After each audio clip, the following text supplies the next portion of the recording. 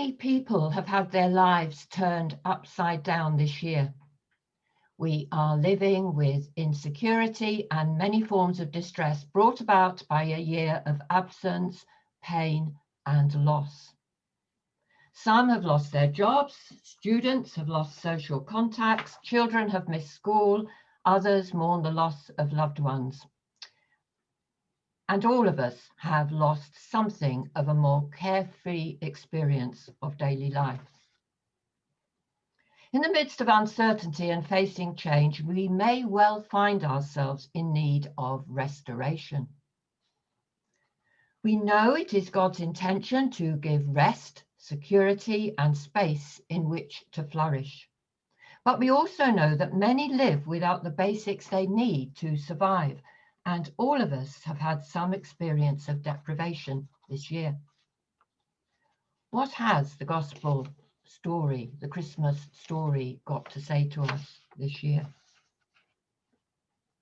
Jesus was born into a world in which everyday ordinary life for people was hard. Mary would have been familiar with a world where arbitrary choices of the powerful often inflicted poverty and hunger on the people of the land. Mary herself would have had few economic rights and would have been relatively insignificant in the society of that time.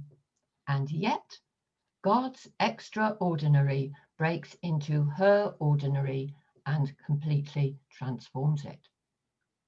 The fact that God chooses a young and ordinary woman, that the story begins with risk, continues into hazard, and leads into danger. Remember, the baby grows to be a man. Remember, Easter is not far away. Tells us that God's intervention in the world will disturb the business as usual nature of religious practices and the priorities that most of us hold. God so loved the world, the gospel writer tells us. And that love is risky, radical, and disturbing. It has pain in it as well as joy. It is also challenging and prophetic and ultimately transformational. It turns our priorities upside down. It turns our expectations upside down.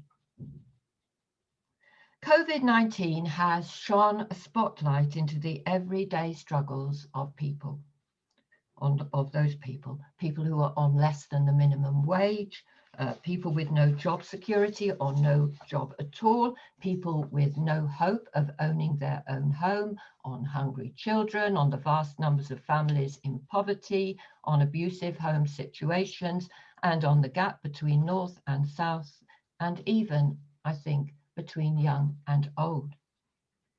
We lit our candle this morning, remembering Mary's yes to God.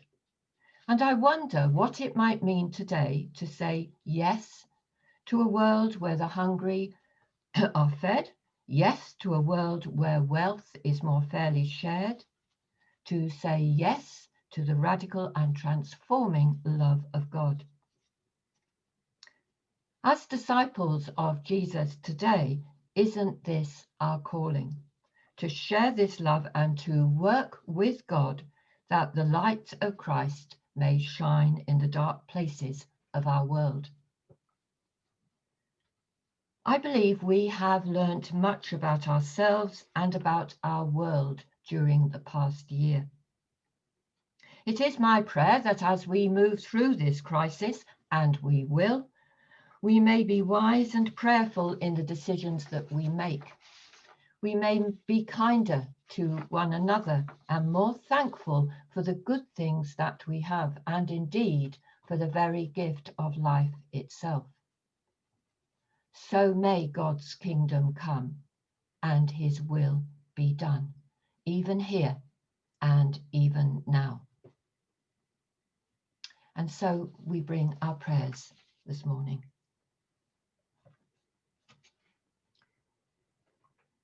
Gracious and loving God, where the tasks of daily life are carried out, where people struggle and children go hungry, Where life is tough and choices conflicted, lift up our eyes and open our hearts. Show us what we should do. Where people are separated from those they love, where people live in the shadow of death, where the future is frightening and the present is uncertain, lift up our eyes, open our hearts, show us what we should do.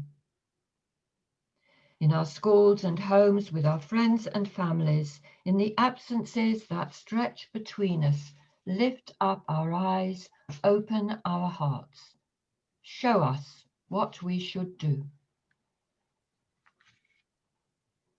O God, you love us with a love that is beyond measure, a love that calls us, a love that is with us always. May our lives be shaped by your call to us, and may we work with you to make the ordinary extraordinary.